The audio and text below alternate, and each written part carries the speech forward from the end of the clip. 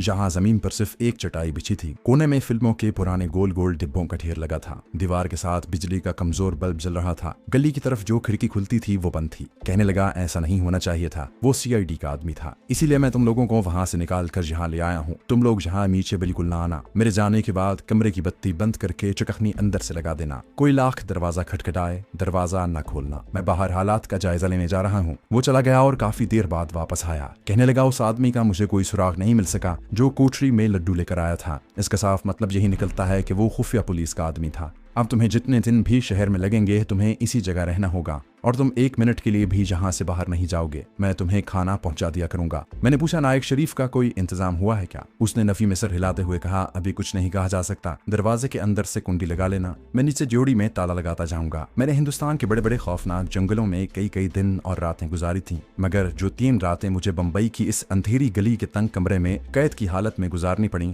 वो मैं कभी नहीं भूल सकूंगा। चौथे दिन जाफर भाई ने आकर नायक शरीफ से कहा तुम्हारा बंदोबस्त हो गया है। हमें बड़ी खुशी हुई। वो हमारे पास बैठ गया और बोला आज रात को तुम दोनों को यहाँ से मेरे साथ एक और जगह चलना होगा। मैंने पूछा क्या किसी मुसाफिर बरदार जहाज में इंतजाम हुआ है? जाफर ने कहा इसको तुम छोड़ो। एक समंदरी माल बरदार जहाज आज रात 3 बजे बम्बई की बंदरगाह से बसरा की जानिब रवाना होगा। अपने जवान को उस जहाज में सवार करवा दिया जाएगा। ये हमारे लिए वाकई बड़ी खुशी की खबर थी। नायक शरीफ के चेहरे पर भी पहली बार रौनक दिख रहा था। वो दिन भी गुजर गया। जाफर भाई दूसरा शो खत्म करने के बाद कोई 12 सवा 12 बजे हमारे पास आया और आते ही बोला निकल चलो। हम पहले से तैयार बैठे थे। उस कैद खाने से निकलकर हम अंधेरी गली में से गुजरकर एक बाजार में आ गए। यहाँ एक टैक्सी पहले से खड़ी हमारा इंतजार कर रही थी। टैक्सी की हेडलाइट्स बुझी हुई थी। टैक्सी वाला भी कोई अपना आदमी लगता था। हम टैक्सी में बैठ गए तो जाफर भाई ने उसे कहा चलो बाबू। टैक्सी चल पड़ी। हम बम्बई की रोशन और मॉडर्न सड़कों से हटकर वीरान और खाली खाली सड़कों पर जा रहे थे। थोड़ी देर के बाद समंदर की नमदार हवा मुझे महसूस हुई। फिर दूर समंदर में समंदरी जहाजों की रोशनियां और पानी में इन रोशनियों के अक्स नजर आने लगे। टैक्सी एक बहुत बड़े और ऊंची ऊंची दीवारों वाले माल गोदाम के पीछे दीवार के पास आकर रुक गई। टैक्सी ड्राइवर जिसको जाफर भाई ने बाबू कहकर बुलाया था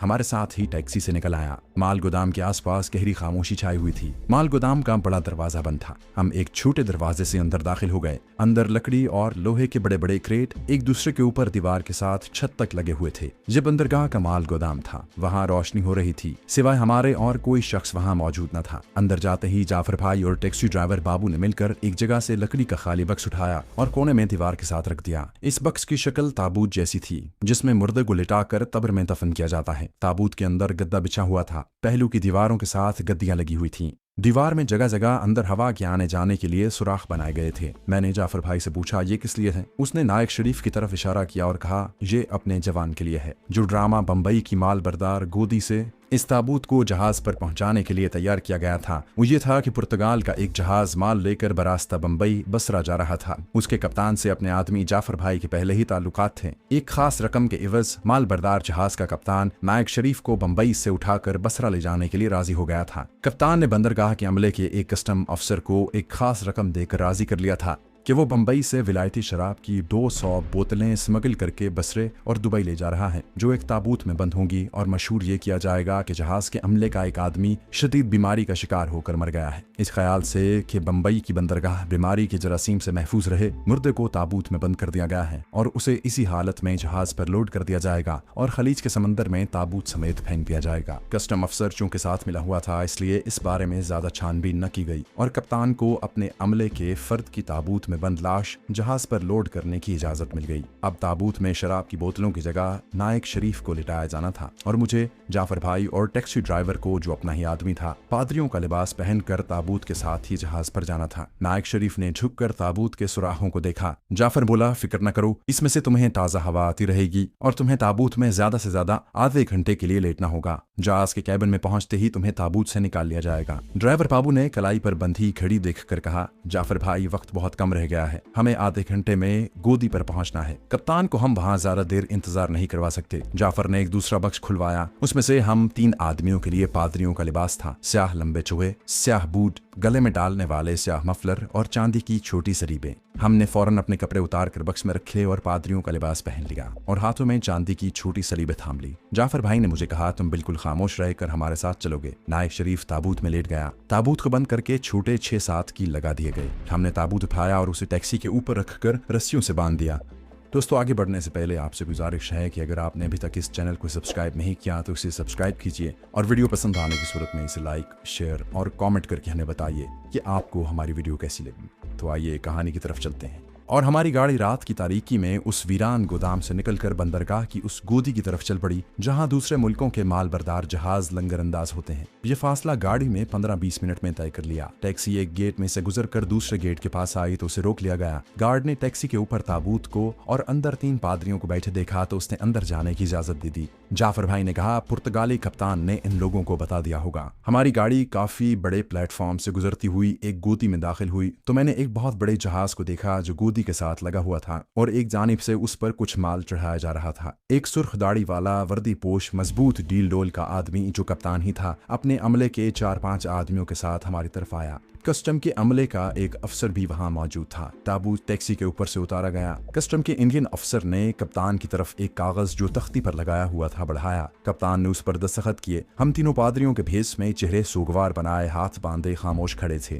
ताबूत ऊपर ले जाया जाने लगा। हम भी ताबूत के पीछे पीछे जहाज पर चढ़ने लगे। ताबूत को जहाज के एक केबिन में रखवा दिया गया। कैप्टन ने अमले के आदमियों को वहां से चले जाने का हुक्म दिया। जब केबिन में हम लोग ही रह गए तो जाफर भाई ने ड्राइवर बाबू से कहा, इसे खोल दो। कप्तान भी ड्राइवर बाबू के साथ लग गया। उन्होंने चंद लम्हों में ताबूत का ढक्कन उठाया तो अंदर नायक शरीफ बिल्कुल सीधा लेटा हुआ था। वो फौरन उठकर बैठ गया और मेरी तरफ देखकर बोला, मरने से पहले कब्र में बंद होने का तजुर्बा हो गया है, क्या हम जहाज पर आ गए हैं? मैंने कहा, हाँ जवान, अब समझो कि तुम पाकिस्तान पहुंच गए। कप्तान सिगार सुलगाते हुए बोला, तुम लोगों को 3 मिनट में जहाज से उतर जाना होगा। ये कहकर वो केबिन से निकल गया। मैंने नायक शरीफ से कहा, जवान, ये जहाज सबसे पहले बसरे जा रहा है। बसरा की बंदरगाह से बाहर तक तुम्हें कप्तान का आदमी खुद ले जाएगा। बसरा पहुंचते ही तुम्हें वहां पाकिस्तानी सिफारत खाने पहुंचना होगा और उन्हें बता देना होगा कि तुम पाकिस्तान के जंगी कैदी हो और इंडिया की कैद से फरार होकर आए हो। हमारे बारे में वहां किसी को कुछ न बताना। ज्यादा से ज्यादा यही बताना कि बंबई के एक पाकिस्तान से मोहब्बत करने वाले ताजिर ने तुम्हें एक माल बरदार जहाज पर सवार करवा दिया था। जाफर भाई ने जेब से एक लिफाफा निकाल कर नायक शरीफ को दिया और कहा, इसमें बसरा की करेंसी के कुछ नोट हैं, पाकिस्तानी सिफारत खाने तक पहुंचने में तुम्हारे काम आएंगे। खुदा हाफिज। उस वक्त नायक शरीफ ताबूत से निकलकर केबिन के बर्थ पर बैठा था। वो उठकर हमसे बारी बारी गले मिला। मैंने उसे कहा, पाकिस्तान की फजाओं में पहुंचकर वहां की हवाओं को, वहां के शहरों को, वहां के प्यारों को मेरा सलाम कहना। पाकिस्तान जिंदाबाद। नायक शरीफ की आंखों में भी शिद्दत जज्बात से आंसू आ गए। जाफर भाई बोला, अब चलो भाई। हम केबिन से निकले और जहाज की तंग राहदारी से गुजरते हुए जहाज पर लगी हुई सीढ़ी से नीचे आ गए। उस वक्त जहाज के चलने की तैयारियां शुरू हो चुकी थीं और आगे की तरफ जो तख्ता जहाज पर लगाया गया था वो उठाया जा रहा था। हम पादरियों के भेस में सोगवार चेहरा बनाए आहिस्ता आहिस्ता टैक्सी में जाकर बैठ गए। बाबू ने टैक्सी वहां से बाहर निकाली और जब हम बंदरगाह के इलाके से निकलकर बंबई की खुली और वीरान सड़क पर आए तो मैंने जाफर से कहा, जाफर भाई, तुमने ये बड़ा काम किया है, मैं तुम्हारा शुक्रिया कैसे अदा करूं? जाफर भाई बोला, हम तो जहां अपनी ड्यूटी कर रहे हैं और जहाद कश्मीर और पाकिस्तान के फौजी जवानों के लिए हमारी जान क्या 1000 जानें हाजिर हैं। पाक फौज के जवान और अफसर इस्लाम के शेर हैं। गोदाम में वापस आकर हमने पादरियों वाला लिबास उतार कर अपने अपने कपड़े पहने और एक बार फिर टैक्सी में सवार होकर रात के अंधेरे में बंबई की सड़कों पर रवाना हो गए। टैक्सी ड्राइवर बाबू हमें जाफर भाई के घर वाली तंगो तारीख गली के बाहर छोड़कर चला गया। उस वक्त रात का आखिरी पहर गुजर रहा था। जाफर कहने लगा, अब तुम्हारा क्या प्रोग्राम है? मैंने कहा, अब वापस श्रीनगर अपने कमांडो शेरवान के पास जाऊंगा, उन्हें मेरी जरूरत होगी। ठीक है, बंबई सेंट्रल से दिल्ली की एक गाड़ी दिन के 9:15 बजे छूटती हैं। एक गाड़ी रात के 9 बजे बंबई सेंट्रल से ही दिल्ली की तरफ रवाना होती है। मैं तुम्हें रात की गाड़ी पकड़ने का मशवरा दूंगा। मैंने कहा, जैसे तुम कहते हो मैं वैसे ही करूंगा। जाफर बोला, फिर तुम आज रात की गाड़ी से चले जाना, तुम्हारे लिए बंबई सेंट्रल से दिल्ली तक का टिकट शाम को लेता आऊंगा। मैं दिन के वक्त नहीं आ सकूंगा। तुम्हारा खाना जहाँ पड़ा है इसे गर्म करके खा लेना, थर्मस में चाय भी पड़ी है। खुदा हाफिज। जाफर भाई चला गया। मैं चटाई पर लेट गया और सोचने लगा कि मैं नादिर भाई को अपने मिशन की कामयाबी की रिपोर्ट कैसे दूं। फिर ख्याल आया कि जाफर भाई उसे खुद ही बता देगा। मेरा वहां जाना ठीक नहीं। और फिर मुझे जाफर ने मकान से बाहर निकलने से मना किया था। दिन किसी न किसी तरह इस छोटे से कमरे के कैद खाने में गुजर गया। हैरानी की बात थी कि गली में 2-3 और मकान भी थे मगर कभी कोई आवाज सुनाई न दी। लगता था कि सारे मकान खाली हैं। शाम के वक्त जाफर भाई आया। वो मेरे लिए रेल का टिकट और खाने पीने को लाया था। ये बंबई से दिल्ली तक का 3rd क्लास का टिकट था। कहने लगा मजीद पैसों की जरूरत हो तो मुझसे ले सकते हो। मैंने कहा नादिर खान ने मुझे जो पैसे दिए थे वो श्रीनगर पहुंचने के लिए काफी होंगे। जब मैंने उसे कहा कि है वो हमारे कामयाब मिशन की खबर नादिर खान को पहुंचा दे तो जाफर भाई बोला ये खबर मैंने कल रात ही उसे पहुंचा दी थी। जाफर भाई ने जेब से बीड़ी निकाली और सुलगाई और कश लगाकर कहने लगा तुम जहां से 8:30 बजे के करीब निकल जाना। तुम अकेले ही जाओगे, मैं तुम्हारे साथ नहीं हूंगा। रास्ते में किसी जगह मत रुकना। टैक्सी मोटर रिक्शा जो भी मिले लेकर निकल जाना, बस में न बैठना। बाकी तुम खुद जानते हो कि तुम्हें क्या क्या एहतियात करनी चाहिए। जाती दफा ड्यूटी का दरवाजा बंद कर देना। अच्छा, खुदा हाफिज।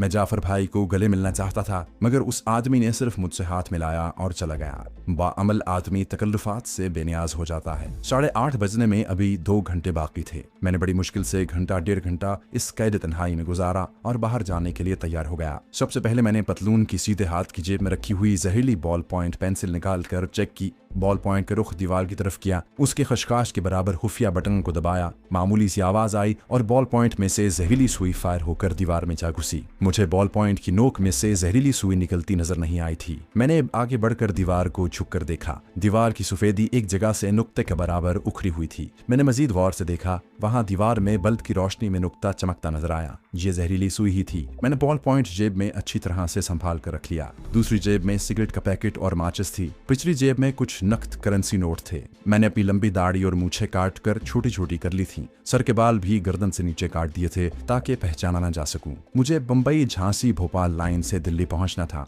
इस लाइन पर कलकत्ते वाला ताजा खतरा नहीं था, लेकिन रास्ते में ग्वालियर का स्टेशन पड़ता था जहां के फौजी टॉर्चर सेंटर से भी मैं दुश्मन के 2-1 फौजियों का खून करके भागा था। अगरचे इस बात को महीना गुजर गया था, लेकिन मिलिट्री और सिविल पुलिस मेरी तलाश में जरूर होगी। चुनाचे मैंने सोच लिया था कि जब ग्वालियर का स्टेशन करीब आ रहा होगा तो मैं रेल के डिब्बे के टॉयलेट में जा घुसूंगा और कोशिश करूंगा कि जब तक गाड़ी वहां खड़ी रहे अंदर ही छुपा रहूं। मेरा लिबास उस वक्त ये था कि पतलून के ऊपर कमीज थी, कमीज के ऊपर ठंडी जैकेट थी जिसके सारे बटन खुले हुए थे। जहरीली बॉल पॉइंट में पतलून की जेब में इसलिए रखता था कि जैकेट की निस्बत पतलून से बॉल पॉइंट निकाल कर फायर करने में आसानी होती है और फिर खतरे के इलाके में आदमी पतलून में हाथ डालकर भी चल सकता है। जैकेट की अंदरूनी जेब में हाथ डालकर नहीं चल फिर सकता। जब मैंने महसूस किया कि मैं चलने के लिए बिल्कुल तैयार हूँ तो अल्लाह का नाम दिया और कमरे की सीढ़ियां उतरकर नीचे ड्यूटी में आ गया। ड्यूटी का दरवाजा खोलकर बाहर झांक कर देखा। नीम अंधेरे में गली खाली पड़ी थी। मैंने बाहर आकर ड्यूटी का दरवाजा बंद कर दिया और सर झुकाकर खामोशी से पतलून की जेबों में हाथ डालकर गली में से गुजरता हुआ उस गली में आ गया जो सिनेमा हाउस वाली गली थी।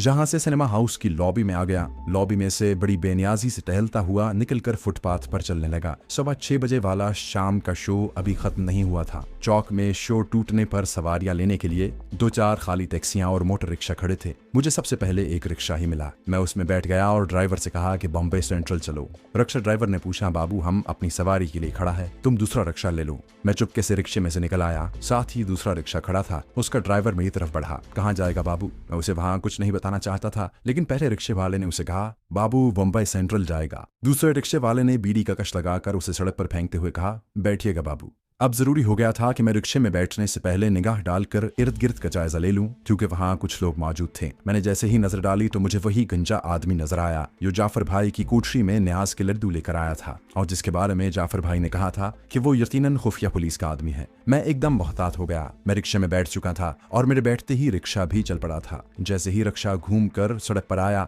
मैंने रिक्शे के अकबी खिड़की में से पीछे देखा। खुफिया पुलिस वाला एक टैक्सी में बैठ रहा था। ये मुसीबत मेरे पीछे लग गई थी। अब मुझे बेहद मोहतात होकर रहना था। मैं सोचने लगा कि इस आदमी को मुझ पर शक जरूर पड़ा है, मगर उसके पास मेरे किसी कमांडो एक्शन से होने वाली तबाही की कोई इत्तला नहीं है। यानी ये नहीं मालूम कि मैं किस कदर खतरनाक कश्मीरी हुर्रियत परस्त कमांडो हूँ और मैं दुश्मन को कैसा कैसा नाकाबिल तलाफी नुकसान पहुंचा चुका हूँ। उसको मैं वहाँ एक बिल्कुल अजनबी शख्स नजर आ रहा था और वो महज अपनी ड्यूटी पूरी करने और रोजनामचा भरने की खातिर मेरे पीछे लगा हुआ था। जब मैं रेलगाड़ी में बैठकर बंबई शहर से निकल जाऊंगा तो वो भी मेरा पीछा छोड़ देगा। रिक्शा बंबई की रोशन और बारौनक बाजारों में से गुजर रहा था। मैंने होशियारी से पीछे सड़क पर निगाह डाली। एक टैक्सी थोड़े फासले पर रिक्शे के पीछे आ रही थी। दूसरी टैक्सियां और गाड़ियां मेरे रिक्शे को ओवरटेक करके आगे निकल गई थी, मगर ये टैक्सी मेरे आगे नहीं निकल रही थी। मैं समझ गया कि टैक्सी में खुफिया पुलिस वाला गंजा आदमी बैठा है और बराबर मेरा ताक़ुब कर रहा है। मैंने उसे ज्यादा अहमियत न दी। मैं इसलिए मुतमईन था कि एक तो मैंने बम्बई के इलाके में कमांडो एक्शन वाली वारदात नहीं की थी,